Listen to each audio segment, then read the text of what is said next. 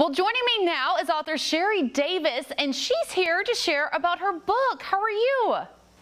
I am just fine. I hope you and your listeners are doing well as also. Oh, yes, ma'am, we surely are. So tell me about this book. What is your book called? Okay, my book is called The Telling Takes Courage, The Good Lord Raised Me. And he did. He took care of a latchkey kid who got into all sorts of mischief.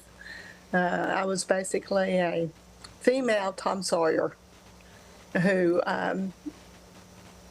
had no one to tell me what I could and could not do, but so the good Lord protected me, was there by my side.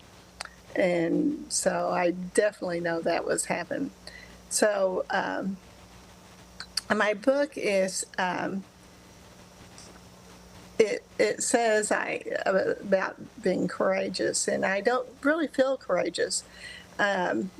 Before I started writing, I started having dreams about my story, and I ignored it. I thought, I can't write a book.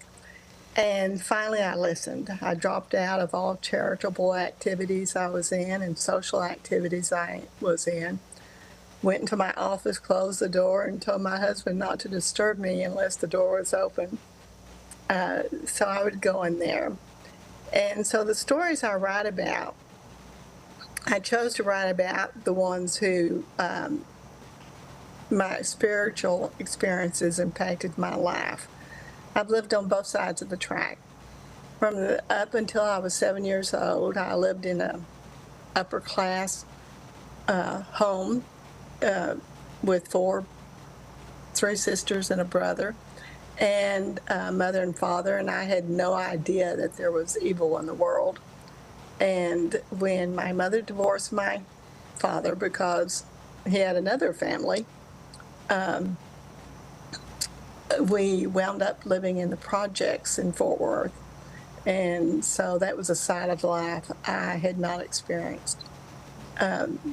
In later years, my mother, due to health or for whatever reason, she married someone else and moved. And so I was forced to go live with my sister. And that's when my father came back in my life. And so when I was 12 years old, I went to live with him, winding back on the right side of the tracks. So my book really begins back to the beginning of the Great Depression, when my mother and my sister worked in the cotton fields with coloreds. My story covers the time and period in our Fort Worth history and our United States history when there were separate water fountains for the colors, or blacks if you prefer, and whites, when blacks had to sit in the back of the bus. It also covers the Highway to Hell, and if you are not familiar with that, that was a strip of honky-tonks that went from along the Jacksboro Highway. People like gangsters went there, and as a child, my sister, who worked in these clubs as a photographer, would put my nephews and myself in the vehicle, and so we observed the gangsters and the people that came and went from those clubs. It also covers the Lake Worth Casino Beach, which was very famous, and other notable landmarks in Fort Worth's notorious history.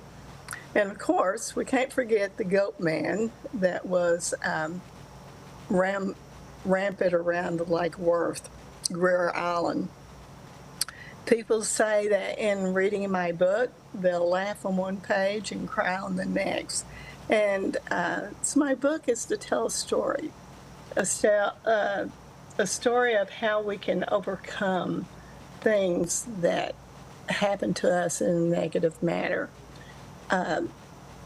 It is how we perceive things and what we do with the things that happen to us. I was surprised that when readers saw another side of my story in that of sexual abuse.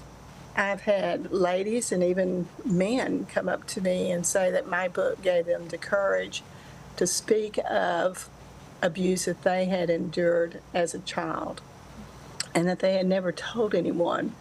They were afraid of how others would look at them, or they just simply felt like for some reason they were at fault and they never shared it. And my book gave them the courage to speak of it finally. And so from that, I came up through my own experiences that tell someone. So that is a new book that I'm writing for children and for their guardians that take care of them to stop predators. I think now our society has matured enough that others are willing to discuss this topic instead of being like what I was when I was a little girl and my mother or someone would go, shh, we don't talk about things like that. Yes, talk about it. Get it out in the open, and that's how we can stop bad things from happening to children and to others. Oh, yes, ma'am. Yes, ma'am. Well, being a victim, how do you feel now when you think of what happened to you? I think that we either learn from experiences that or we can let our abusers continue to have control or an impact on our lives. So it's a choice. I choose not to give my abuser or abusers that power. I want to take from what I've learned to help other people. Bad things do happen to good people. Just because you're a Christian or you have faith doesn't mean that bad things are not going to happen to you. They do happen. Good things also happen to bad people. But the deal is that it's how you look at those things, that you take those as lessons learned and use those lessons to enrich your life and to help those that you come in contact with, which is what I've tried to do. Not too recently, I ran into a young woman at church who shared that she had been abused since she was 3 years old, and she was crying. And I shared with her that do not let that abuser still have control over her. Take what's happened to her, learn from it, grow, share with others so that won't happen to them. So basically, I don't look at my life as someone told me, said, oh, I read your book and I loved it, but the sad things that happened to you. And I said, those bad things that happened to me helped me to be the person I am today, helped me to be the caring person I am today. And so I think it's how you perceive things. So when I look back on my life, I try to look at the positive, and I try to look at the things that happened that were negative as lessons learned. And I can sit back and feel sorry for myself, or I can get up each morning like I do and say, thank you, Lord, for one more day, and help me to, to make a positive impact on others. Oh, so yes, that's ma'am. the purpose of my book. Yes, ma'am. Well, can people contact you for coaching? Yes, ma'am, they can. I have a web email address, sherrygaybooks@gmail.com, and a web page is coming. I would love for them to reach out to me and tell me about their childhood experiences, such as chasing fireflies or some of the antics that children get into. Ask me about things that happened back in the 50s in Fort Worth's notorious history. And also, if they choose to share with me about their own abuse, if they had one. I happen to have 22 years of teaching, and I've been highly trained in behavioral psychology and have enough hours that if I chose to, I could even teach psychology. I hope to also, so I'm a good listener. And after all, we have 2 ears and 1 mouth, so we need to double listen and talk little. I'm also available to speak to audiences of listeners on the topics of abuse and what to do if the unspeakable ever happens. Education about preventing measures is crucial to stomping out predators. And there are, you'd be surprised who the predators are. They're not necessarily strangers. Only a small percentage of predators are strangers, about 7%.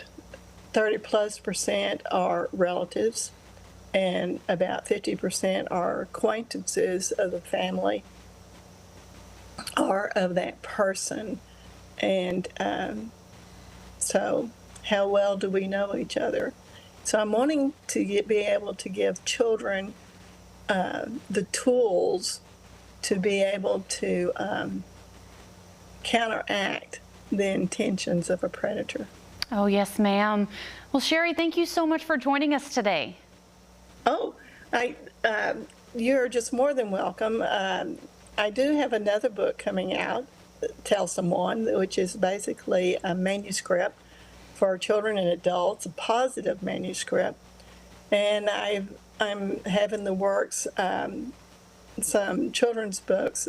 One, true story, Marshmallow the Three-Legged Cow, which years later helped me because I taught a young man that had no arms and no legs.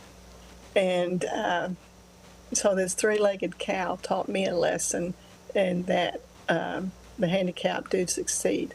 So I'm maybe 81 years old, but I'm an active 81-year-old. And my goal is to inform and teach and help those who have been abused and protect those who may be faced with a predator. Oh, yes, ma'am. Well, Sherry, thank you so much again for joining us today. You're welcome, and thank you for having me. I appreciate it. Yes, ma'am. All right, well, for more information, you can go to that website right there on your screen. We'll be back with more East Texas Living in just a moment. Stay with us.